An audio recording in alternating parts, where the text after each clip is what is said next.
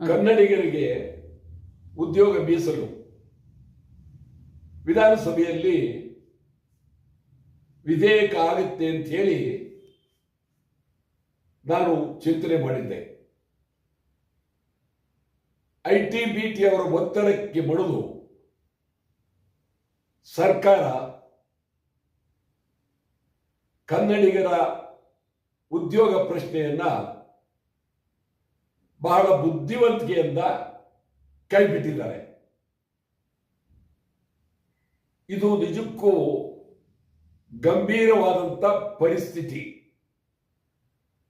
ಈ ಬಗ್ಗೆ ನಾವು ಇಡೀ ರಾಜ್ಯದ ಎಲ್ಲ ಕನ್ನಡ ಪರ ಸಂಘಟನೆಗಳು ಚಿಂತನೆ ಮಾಡಬೇಕು.